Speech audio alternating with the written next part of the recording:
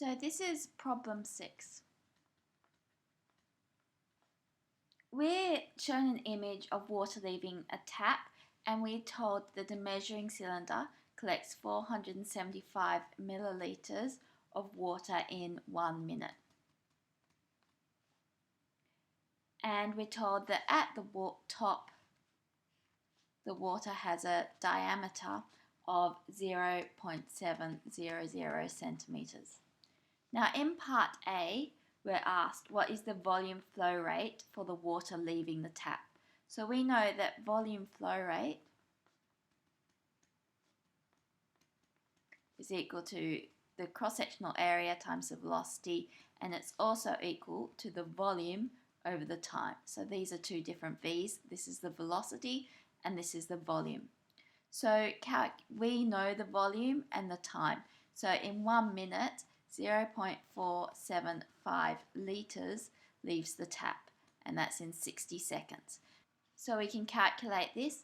We get 7.917 times 10 to the minus 3 litres per second, except let's put it into SI units, which is meters cubed per second. 1 metre cubed holds 1,000 litres. So to convert this from litres per second into meters cubed per second, we're going to have to divide it by 1,000. So that will give us 7.92, just putting it down to 3 significant figures.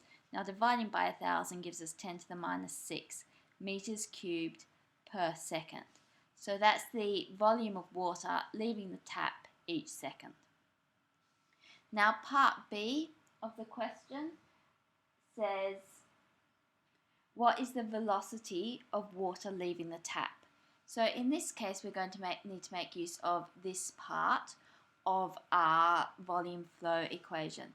So we know that the cross-sectional area times the velocity is equal to 7.92 times 10 to the minus 6 meters cubed per second, and we'll need to work out what the cross-sectional area is. Now, the water leaving the tap is shaped like a circle. We know that its diameter is equal to 0.700 centimetres, and so the radius is half the diameter, is 0.350 centimetres. So what we can do is substitute this into the area of a triangle formula. So the area is equal to pi r squared, so that's equal to pi times 0.350 squared. And solving that on the calculator, we get 0.3848 centimetres squared.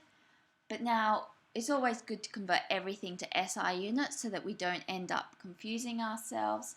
In 1 metre squared, we've got 100 centimetres along here and 100 centimetres along there. So there's 100 times 100 centimetres squared. So we need to divide this by 100 times 100, which is 0.3848 times 10 to the minus 4 meters squared.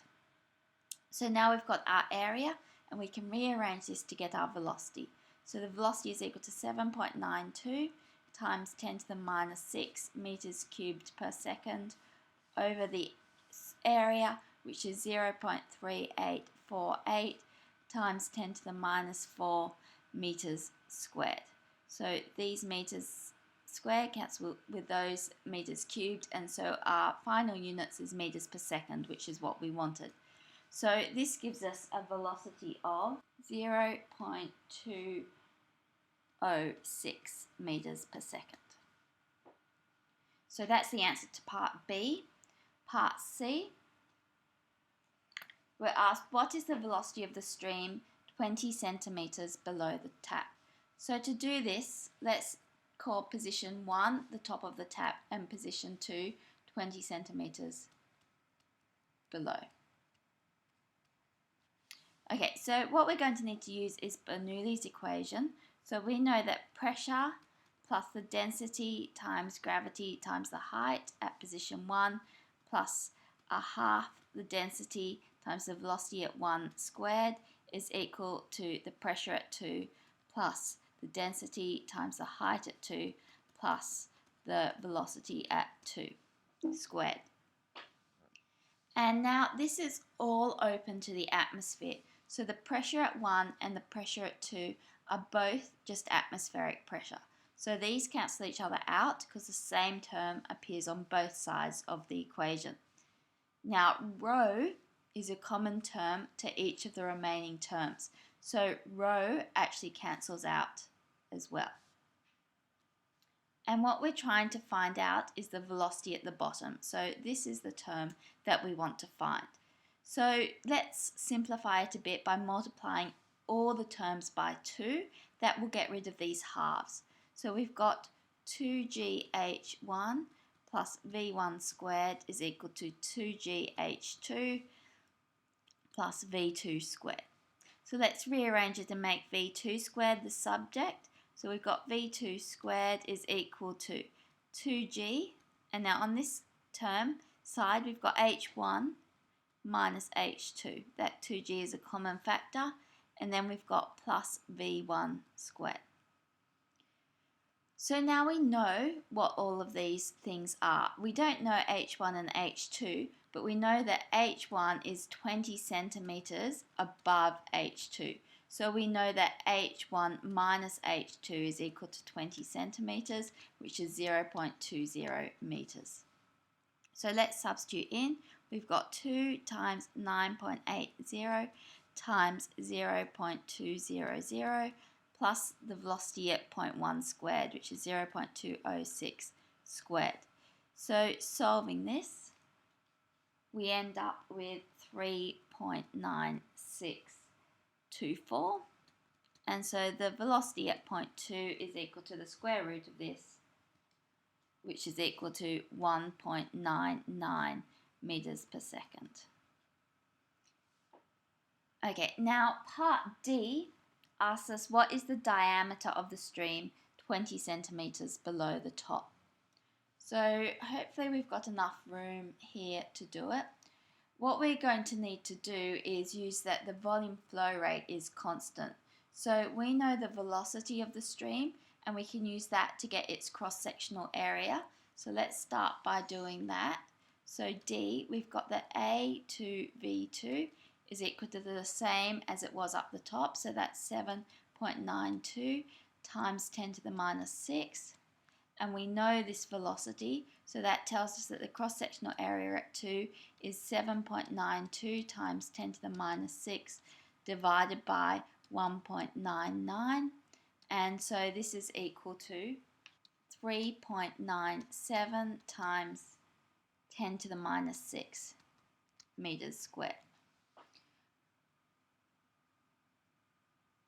Okay, now we're going to need to make some more room.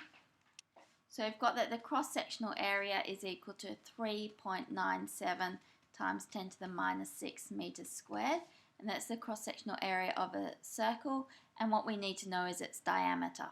We can work out its radius. We know that this is equal to pi r2 squared.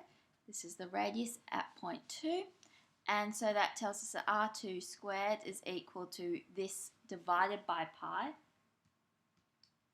which is equal to 1.266 times 10 to the minus 6 meters squared, and so the radius is the square root of this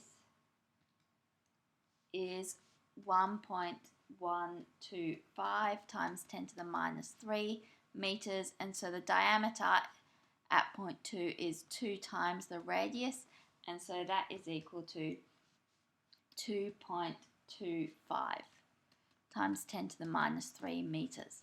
So that's our answer in meters.